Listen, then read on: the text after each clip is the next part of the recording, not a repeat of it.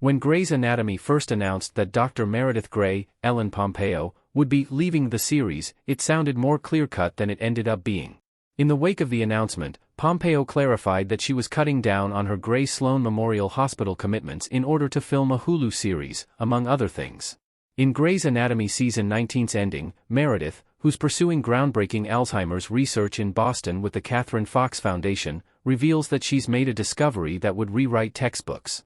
In Seattle, Grey's latest batch of surgical interns continued the show's signature drama. In a sort of throwback to the show's origins, Season 19 introduced a group of 5 interns, all of whom were positioned to have big roles in the massive Grey's Anatomy ensemble.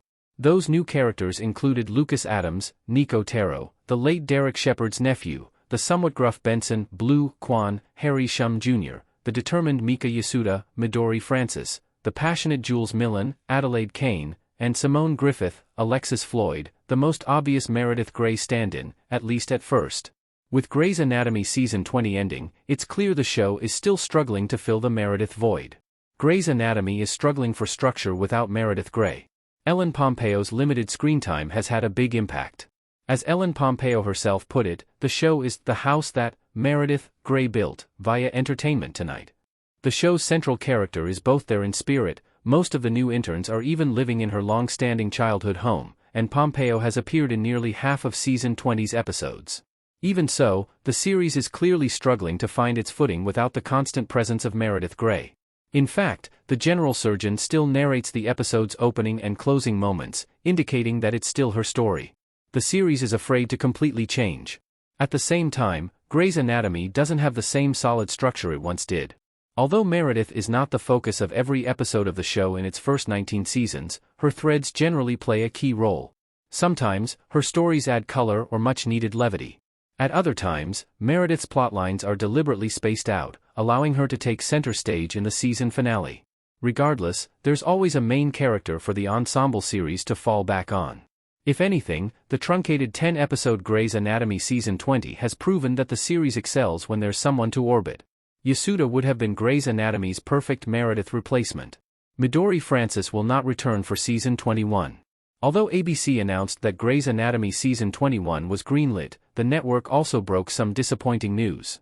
Several fan-favorite cast members, including Jake Borelli, who plays co-chief resident Dr. Levi Schmidt, and Midori Francis, who plays the fledgling Dr. Mika Yasuda, will both be leaving the show.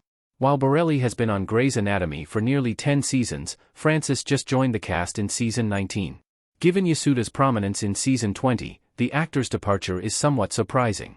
Determined, funny, and perhaps the most distinct of all the interns, Yasuda now feels like the perfect Meredith replacement. Grey's Anatomy Season 21 really needs a central character. A newer character should become the new Meredith. In the same way that there's no replacing Dr. Christina Yang, Sandra Oh, there's no replacing Meredith Grey. There's no need to create a character that echoes Meredith in a one-to-one way. Instead, Grey's Anatomy Season 21 needs a character with as much narrative staying power as Meredith.